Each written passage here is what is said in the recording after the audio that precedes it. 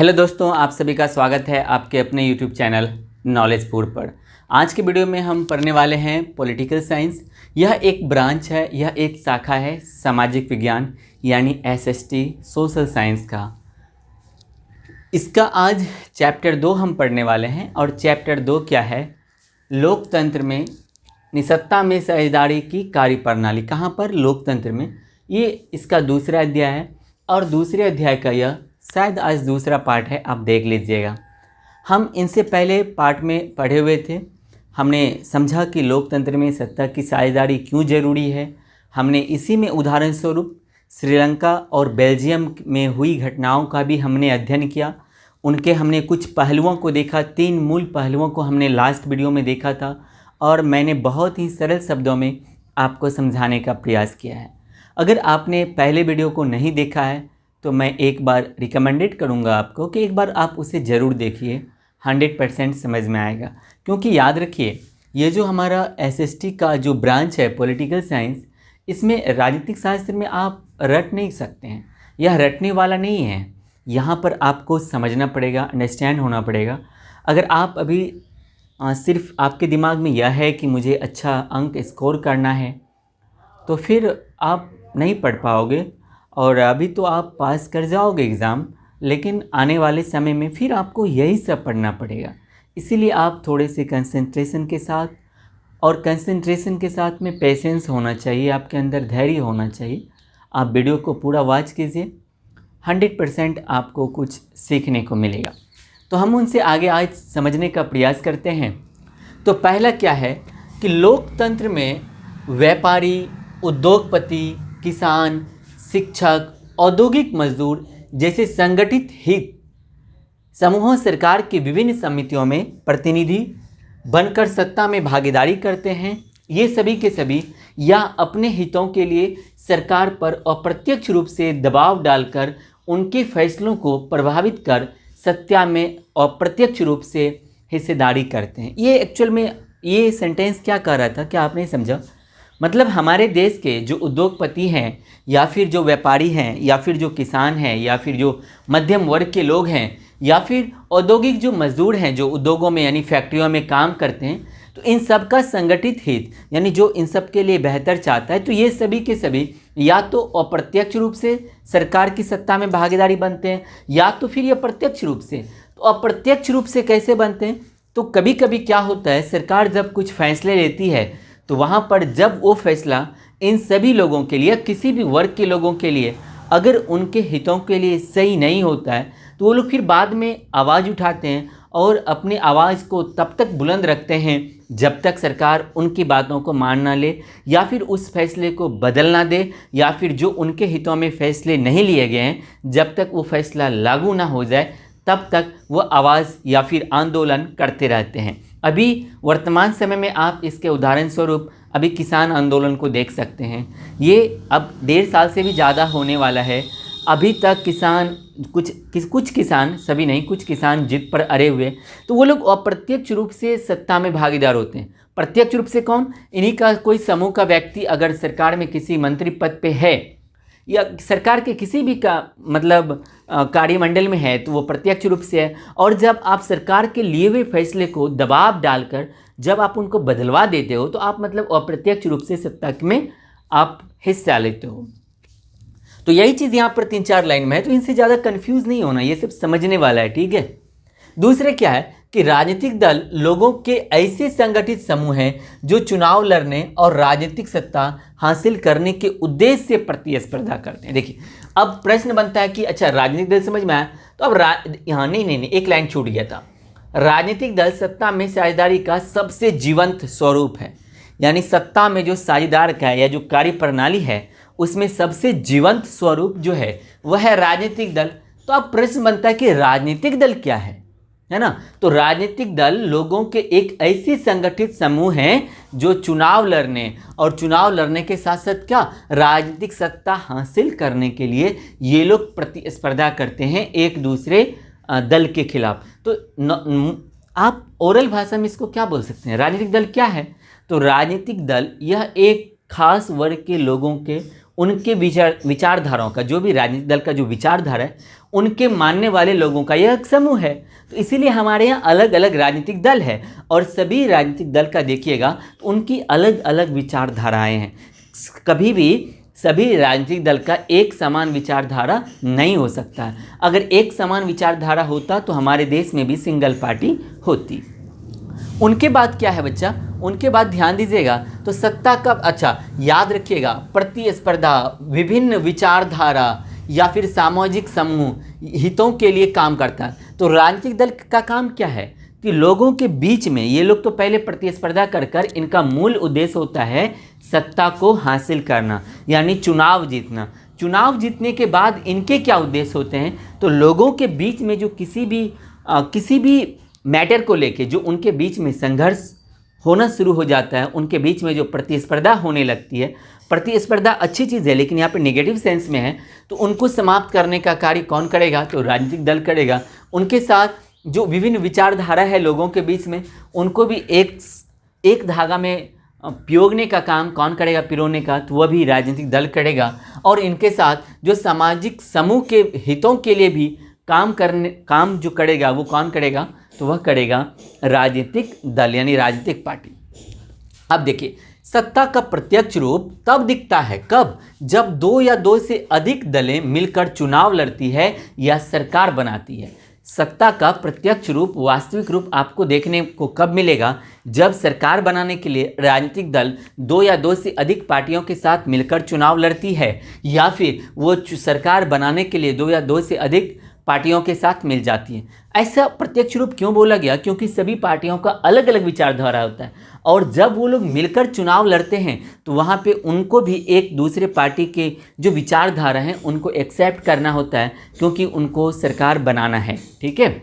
और जब पार्टियाँ विपक्ष में होकर भी चुनाव लड़ती है तो कुछ पार्टियां बाद में मर्ज हो जाती है, जिसे हम गठबंधन का सरकार भी कहते हैं। गठबंधन का सरकार से क्या तात्पर्य है, जब दो या दो से अधिक पार्टियां मिलकर सरकार बनाती है तो हम वैसे पार्टी जब मिलती है तो हम उन्हीं को क्या कहते हैं, गठबंधन की सरकार कहते हैं, ठीक है। तो याद रखना आपको, अब यहाँ से ये सबसे वीवीआई है कि लोकतंत्र में सरकार की सारी शक्ति, यानी लोकतांत्रिक देश में, ये सभी देशों की बात नहीं कर रहा हूँ मैं, लोकतांत्रिक देशों में, तो लोकतांत्रिक देशों में सरकार की सारी शक्ति किसी एक अंग में सीमित नहीं रहती है। इस चीज़ को ध्यान में रखिएगा, किसी एक व्यक्ति के पास सीमित नहीं रहती है। कहाँ पर, लोकतांत्रिक देशों में, बल्कि सरकार के विभिन्न अंगों के बीच सत्ता में बंटवारा होता है। तो लोकतांत्रिक देशों में यही फायदा होता है कि कोई भी एक व्यक्ति, सिंगल व्यक्ति निर्णय नहीं ले सकता है। निर्णय लेने से पहले उन्हें अपने पूरे मंत्रिमंडल से जनता का क्या विचार है, उन्हें उनका भी सम्मान करना पड़ेगा, ठीक है। उनके बाद आपको याद रखना है कि वर्तमान समय में अगर देखिएगा तो सरकार के मुख्य 3 अंग हैं। सरकार के कितने अंग हैं, तो आप क्या बोलिएगा, सरकार के मुख्य 3 अंग हैं। क्या सब, कार्यपालिका, विधायिका और न्यायपालिका। और भारत का चौथा अंग यानी सरकार का चौथा अंग या फिर 4th पिलर किसे कहा जाता है, तो 4th पिलर कहा जाता है मीडिया को। आप इस चीज़ को ध्यान में रखिएगा। तो मैंने क्या बोला कि सरकार के मुख्य कितने अंग हैं, 3 अंग हैं। क्या सब, विधायिका, कार्यपालिका और न्यायपालिका। तो अब आपको समझ में आना चाहिए कि ये विधायिका क्या है, कार्यपालिका क्या है और न्यायिका क्या है या फिर न्यायपालिका क्या है। तो देखिए, विधायिका से क्या तात्पर्य है, जो विधि का मतलब क्या होता है, कानून या फिर विधेयक। तो जो विधि या फिर कानून या फिर जो विधेयक बनाता है या बनाने का काम करता है वो कौन करेगा, तो वो विधायिका करेगा। और याद रखना है, तो कार्यपालिका क्या करेगा, जो विधायिका जो कानून बनाएगा उस कानून को लागू करने का जिम्मेदारी किसका है, तो वह है कार्यपालिका का। यानी कार्यपालिका क्या करेगा, विधायिका के द्वारा बनाए हुए कानून को लागू करेगा। कौन, तो कार्यपालिका करेगा। उनके बाद फिर न्यायपालिका क्या है, तो जो कार्यपालिका कानून को लागू करना चाहती है, तो अगर कभी भी उस कानून को लागू करने में कोई भी समस्याएं आती है या फिर कोई भी ऐसा बाधाएं उत्पन्न होती है तो उनको समाप्त करने का काम कौन करेगा, तो न्यायपालिका करेगा। तो क्या इन तीनों का मुख्य रूप से आपको कार्य समझ में आ गया। विधायिका का कार्य है कानून बनाना, न्यायपालिका का काम है, नहीं पहले कार्यपालिका, तो विधायिका का काम है कानून बनाना, कार्यपालिका का काम है उस कानून को लागू करना, और न्यायपालिका का काम है उस कानून को लागू करने में अगर कोई बाधाएं उत्पन्न हो रही है तो उनको समाप्त करना या फिर उनको देखना। ठीक है, अभी आप अगर 2019 5 अगस्त का देखिएगा तो उस समय हमारे देश के प्रधानमंत्री ने जो जम्मू कश्मीर से धारा अक्टूबर में 31 अक्टूबर को एक्चुअल में हटाया गया था, तो वहाँ पर जो हमारा मूल रूप से जम्मू कश्मीर से जो 370 हटाया गया, तो वहाँ पर भी आपने क्या देखा कि वहाँ की कुछ जो लोकल पार्टियाँ थी वो इसके खिलाफ मतलब बहुत ही सारा उन्होंने पिटीशन डाला हुआ था सुप्रीम कोर्ट में। तो सुप्रीम कोर्ट ने क्या किया, उन सबको या तो वो खारिज करेगी या फिर उन सबको लागू करेगी। तो वहाँ पर वो न्यायपालिका का काम है, वहाँ पर कार्यपालिका या फिर विधायिका इंटरफेयर नहीं कर सकता। तो ये तो आपको मूल रूप से समझ में आ गया कि विधायिका, कार्यपालिका और न्यायपालिका क्या है। तो अब देखिए, विधायिका यानी जो कानून बनाने का काम करेगा या जिसके पास कानून बनाने की शक्ति है, तो किसके पास शक्ति हो सकती है। तो आपको पता है कि हम लोग जो हैं एक संघ शासित देश में है, तो हमारे यहाँ जो सत्ता मूल रूप से सरकारें जो बनती है वो दो रूप से, क्या सब, तो एक बनता है केंद्र में और दूसरा होता है कहाँ, राज्य में। तो केंद्र में क्या होता है, तो केंद्र में होता है सांसद, और संसद के कितने अंग होते हैं, तो संसद के 2 अंग होते हैं, लोकसभा और राज्यसभा। देखिए, कानून बनाने का काम 2 जगह होगा, क्योंकि हमारे यहाँ सरकार 2 तरीके से चलती है, एक तो केंद्र में बैठी होती है और एक सभी स्टेट में बैठी होती है। तो सभी स्टेट में और कुछ सेंट्रल स्टेट है, तो वहाँ पे सेंट्रल जो हमारा केंद्र शासित राज्य है, तो केंद्र शासित राज्य में सेंट्रल स्टेट के द्वारा ही वहाँ पे डिप्टी गवर्नर का नियुक्त किया जाता है। तो एक केंद्र, एक हो गया राज्य। तो केंद्र में सरकार कौन बनाएगा, केंद्र में कानून कौन बनाएगा, तो यहाँ पर है क्या, लोकसभा और राज्यसभा। कोई भी बिल पास करना है तो पहले उसे लोकसभा से पास करना होगा, लोकसभा से पास हो गया तो फिर राज्यसभा में, या फिर उसे राज्यसभा में लाया जाएगा तो फिर उसे लोकसभा से भी पास कराना होगा। जब इन दोनों से पास हो जाएगा तब जाके इनको लेकर जाया जाएगा राष्ट्रपति के पास, और उनका अगर सिग्नेचर हो जाएगा तो फिर समझिए कि वह कानून लागू हो जाएगा। ठीक है, क्या आपको लोकसभा और राज्यसभा समझ में आया।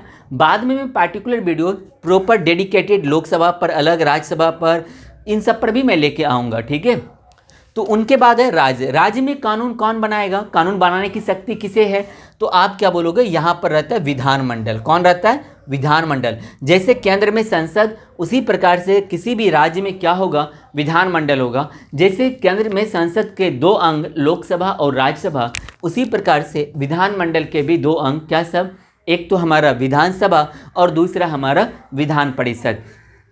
तो लेकिन याद रखना है कि विधान परिषद सभी राज्यों में नहीं है, भारत के सभी राज्यों में नहीं है। विधान परिषद अभी वर्तमान समय में मात्र 6 ही राज्यों में है शायद, आप एक बार देख लीजिए, पहले 7 था, तो अभी आंध्र प्रदेश से शायद विधानमंडल को, विधान परिषद को समाप्त कर दिया गया है। अगर समाप्त कर दिया है तो आप नीचे कमेंट करके भी हमें बताइएगा कि वर्तमान समय में कितने राज्यों में विधान परिषद है। ठीक है, तो मैं उम्मीद करता हूँ कि आपको अब ये विधायिका अच्छे से समझ में आ गया होगा। तो अब हम समझने का प्रयास करते हैं कार्यपालिका को। तो कार्यपालिका में भी याद रखिए, जैसे केंद्र और राज्य है, तो इस प्रकार से यहाँ पर भी कानून लागू करने के लिए 2 होंगे। तो कौन सब होंगे, तो केंद्र में सबसे पहले कौन होगा, तो राष्ट्रपति, यहाँ पर होगा उपराष्ट्रपति, प्रधानमंत्री और मंत्रिपरिषद। तो याद रखिएगा, मंत्रिपरिषद के भी 3 भागों में इनको बांटा गया है। कितने भागों में, 3 भागों में। कौन सब, तो कैबिनेट मंत्री अलग होगा, राज्य मंत्री और उप मंत्री। कैबिनेट मंत्री, राज्य मंत्री और उप मंत्री।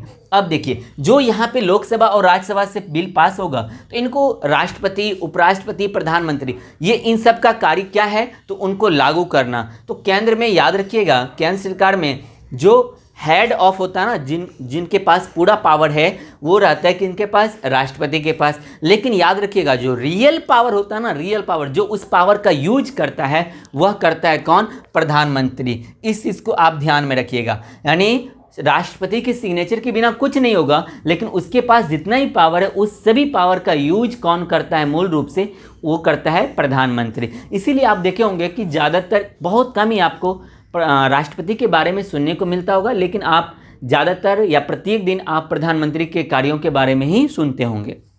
जैसे केंद्र में है उसी प्रकार से राज्य में भी कौन होगा, जैसे केंद्र में राष्ट्रपति है तो राज्य में होगा राज्यपाल और मुख्यमंत्री और मंत्रिपरिषद। तो मंत्रिपरिषद में भी यहाँ पर भी इनके भी विभाजन होते हैं। तो जैसे केंद्र में राष्ट्रपति हेड हुआ उसी प्रकार से याद रखना है राज्य में हेड कौन होगा, तो राज्यपाल होगा, लेकिन जो रियल हेड होगा वो कौन होगा, मुख्यमंत्री। सभी पावर राज्यपाल के सिग्नेचर के बिना कुछ नहीं होगा, लेकिन उसके पावर का यूज कौन करेगा, वो करेगा मुख्यमंत्री। इसको ध्यान में रखना है, ठीक है। तो मैं उम्मीद करता हूं कि अब आपको कार्यपालिका भी समझ में आ गया होगा। तो अब हमारा क्या है, तो न्यायपालिका। तो याद रखिए न्यायपालिका को, ये न्यायपालिका बिल्कुल ही स्वतंत्र है। इनको ना तो विधायिका या कार्यपालिका यानी केंद्र सरकार या राज्य सरकार, इनको इससे कुछ भी लेना देना नहीं है। यह किसी के भी अंडर कार्य नहीं करती है, ना तो केंद्र सरकार के अंडर ना ही राज्य सरकार के अंडर। यानी न्यायपालिका देखने का कार्य किनका किनका है, तो हमारे देश में सबसे बड़ा कौन है, सुप्रीम कोर्ट। ये केंद्र में नहीं पूरे भारत में, ऐसा नहीं कि पूरे भारत में है, इनका दिल्ली में है तो अब दूसरे राज्य के लोग यहाँ पर नहीं जा सकते हैं या दूसरे राज्य की समस्याओं को यहाँ पर नहीं सुना जाएगा, ऐसा कोई बात नहीं है। क्योंकि मैंने क्या बताया, ये स्वतंत्र है, ठीक है, ये क्या है, स्वतंत्र है। इसको आप ध्यान में रखिएगा। तो उनके बाद किसी भी राज्य में क्या होगा, हाई कोर्ट होगा, और नॉर्मली जिले में होता है डिस्ट्रिक्ट कोर्ट। तो आप यहाँ पर भी जा सकते हैं। अगर मान लीजिए आप डिस्ट्रिक्ट कोर्ट में गए अपनी किसी भी समस्या को लेकर और आपकी समस्या को मान लीजिए वहाँ पर नहीं सुना गया, या फिर आपकी समस्या का जो निष्कर्ष निकल के आया आप उनसे संतुष्ट नहीं हैं, तो आप जाइए कहाँ, हाईकोर्ट में जाइए। हाईकोर्ट का जो फैसला आया और मान लीजिए वो आपके हित में नहीं है, लगता है कि कुछ और फैसला आना चाहिए था, तो फिर आप जाइए सुप्रीम कोर्ट में, कोई भी जा सकता है। तो ये तीनों का तीनों याद रखिएगा स्वतंत्र होता है। तो मैं उम्मीद करता हूं कि आपको न्यायपालिका भी अच्छे से समझ में आ गया होगा। तो सरकार के मुख्य कितने अंग, 3 अंग, कौन सब, तो विधायिका, कार्यपालिका और न्यायपालिका। और 4th पिलर किसे कहा जाता है, चौथा स्तंभ। तो याद रखिएगा चौथा स्तंभ मीडिया को कहा जाता है। चौथा स्तंभ किसे कहा जाता है, मीडिया को कहा जाता है। इसको ध्यान में रखिएगा। तो अगर मैं उम्मीद करता हूं कि विधायिका, कार्यपालिका और न्यायपालिका और इनसे पहले मैंने जो भी समझाया आपको 100% समझ में आया होगा। अगर अब कहीं पर भी कन्फ्यूजन लगता है आपको, तो आप इस वीडियो को एक बार पीछे कीजिए, यानी इसका मतलब है कि आप दोबारा इस वीडियो को देखिए। उनके बाद भी अगर कहीं पर आपको कन्फ्यूजन रह जाता है तो आप प्लीज़, मेरी आपसे रिक्वेस्ट है, मैं ये ऑर्डर नहीं दे रहा हूँ बल्कि आपसे रिक्वेस्ट कर रहा हूँ कि आप अपने डाउट को कमेंट सेक्शन में ज़रूर लिखिएगा। हम आपके डाउट का हमारे कमेंट सेक्शन में बहुत ही वार्म वेलकम है। हम आपके डाउट का रिप्लाई भी देना चाहेंगे, और अगर आपका डाउट अच्छा रहा तो हम उस पर एक अलग से पार्टिकुलर वीडियो भी बना देंगे ताकि सभी का फ़ायदा हो जाए। अगर आपको अब यह वीडियो आज मैंने जो भी समझाया अगर आपको समझ में आया तो आप इस वीडियो को एक लाइक कीजिए। अगर आप हमारे चैनल पर पहली बार आए हैं तो चैनल को सब्सक्राइब कर लीजिए ताकि इसी प्रकार के नॉलेजेबल वीडियो आपको हमेशा मिलता रहे। अगर आपको बहुत ही अच्छा लगा यह वीडियो तो इस वीडियो के लिंक को आप अपने दोस्तों के साथ, आपके रिश्तेदार में जो भी पढ़ने वाले हैं, आपके भाई बहन, उनके साथ, और अगर आप सोशल नेटवर्क यूज करते हैं तो वहाँ पर आप फेसबुक पर इनको अपने दोस्तों के साथ टैग जरूर कीजिएगा ताकि उन लोगों तक भी यह जानकारी पहुँच सके कि अब 10वीं की पढ़ाई के लिए किसी भी ऑफलाइन कोचिंग पे डिपेंड नहीं रहना होगा। आप ऑनलाइन भी ऑफलाइन के ही जैसे आप समझ सकते हैं, पढ़ सकते हैं। एक चीज़ और, मैंने बोर्ड पे जो लिखा है मे भी आपको कहीं पर कुछ समझ में नहीं आ रहा होगा, या फिर रिटेन में जो मैंने अक्षर जो मैंने लिखने का प्रयास किया ये आपको समझ में नहीं आ रहा होगा, तो आप इसके लिए टेंशन फ्री रहिए, क्योंकि मैंने आपके लिए एक टेलीग्राम पर चैनल बना दिया है। उसका लिंक आपको इस वीडियो के डिस्क्रिप्शन में मिल जाएगा। आप उस लिंक पर क्लिक करके आप उस टेलीग्राम चैनल को ज्वाइन कीजिए। उसी के नीचे में आपको एक नंबर भी दिया होगा, उस व्हाट्सएप नंबर पे आप अपना नाम और आप अपने सिटी का नाम भी सेंड कर दीजिए, क्योंकि जो वो व्हाट्सएप ग्रुप जो है, जो वहाँ पर जो आपकी नॉलेजपुर जो फैमिली है, वहाँ पर आप अपने डाउट को पूछ सकते हैं। डाउट के साथ साथ ही आप अपने दोस्तों के साथ डिस्कशन भी कर सकते हैं, ठीक है। तो आज के वीडियो में बस इतना ही। हम मिलेंगे अगले वीडियो में, तब तक के लिए जय हिंद, जय भारत।